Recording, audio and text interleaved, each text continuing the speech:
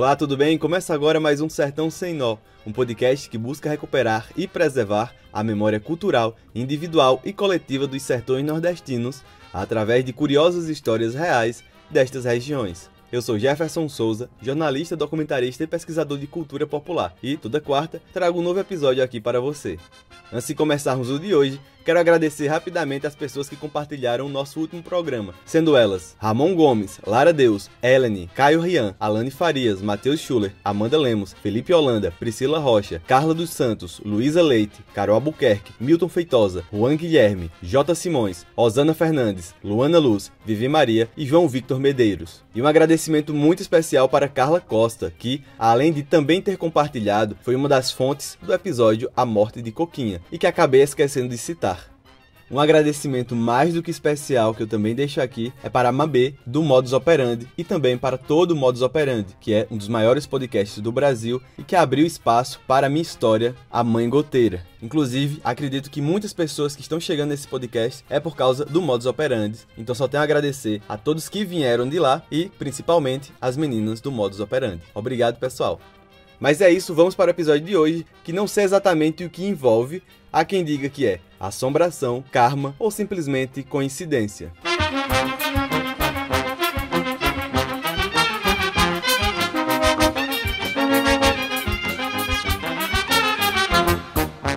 Em 1947, sertão do Pajeú de Pernambuco, após a morte de um bondoso homem com deficiência auditiva, pessoas que o discriminavam passaram a sofrer certos azares na vida.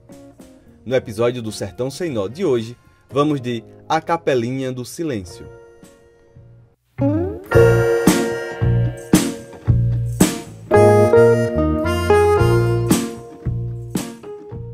Infelizmente, é comum que uma pessoa com alguma deficiência perca a sua identidade ao ser lembrado apenas por ela. Assim ocorreu com Antônio Mudo, um bondoso trabalhador rural do sítio Cacimba Salgada, na cidade de Itapetim, no sertão do Pajeú de Pernambuco, que atravessou a vida sofrendo muitas discriminações por não poder falar.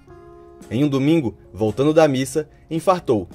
Tinha uma péssima saúde por problemas ocasionados pelo excesso de trabalho e suas péssimas condições de vida. Em sua homenagem, fizeram uma pequena capela em cima do lajedo onde ele caiu morto, próximo à estrada do sítio Caramucuqui, do mesmo município.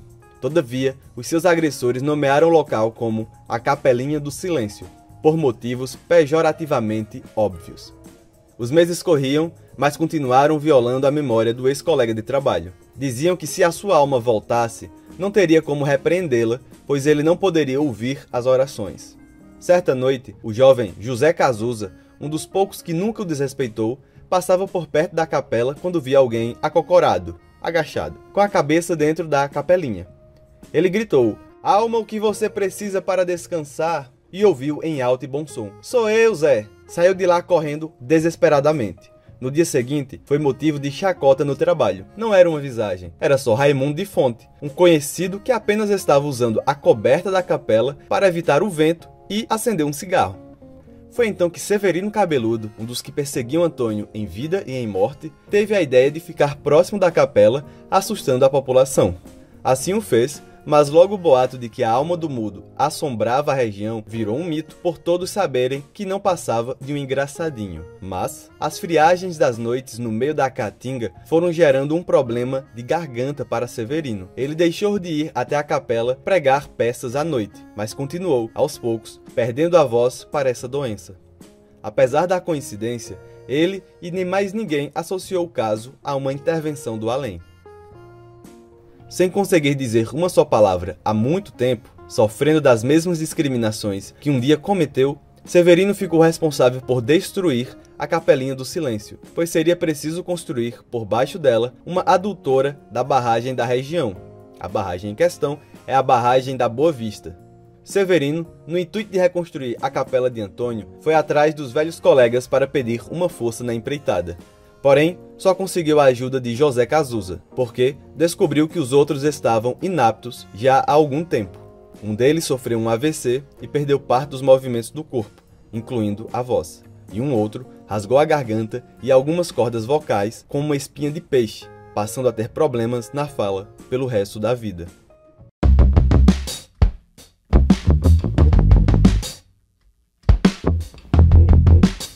Não foi possível saber o sobrenome de Antônio, pois ele morava na casa de uma família que não era dele. Pelo tempo que todas as pessoas relacionadas diretamente a essa história já têm de morte, ficou também impossível de saber o porquê que Antônio morava com essa família. Mas, a cargo de registro, ele morava na casa de Domingos, um filho de um indígena caboclo brabo, casado com Dona Marculina. A fonte viva mais próxima que conseguimos foi Francisca Xavier, de 84 anos, a sobrinha de Domingos, a qual viu Antônio quando ela era apenas uma criancinha. Jefferson, ele morava na casa de Tio Domingo. Tio Domingo era casado com Dona Marculina, o segundo casamento. E Tio Domingo era irmão da minha avó. Aí ele casou segunda vez com Dona Marculina. Ele morava lá.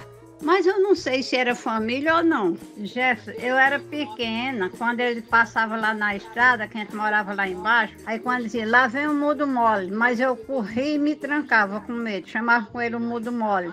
Ele tinha cada orelhona, só eu. As pessoas que sabiam que era onde ele morava, em Cacimba Salgada, Sabia o nome completo, né? já morreram tudo. Que é quem sabia o nome dele completo, era onde ele morava. Mas já morreram, não tem como a gente saber. Algumas informações extras são as de que José Casusa morreu há poucos anos. Teve uma vida de muito trabalho, mas sempre com saúde. Severino recuperou a voz e também viveu muito. A capelinha reconstruída, de pé até hoje, fica em torno de 20 metros de distância de onde ficava a primeira capelinha.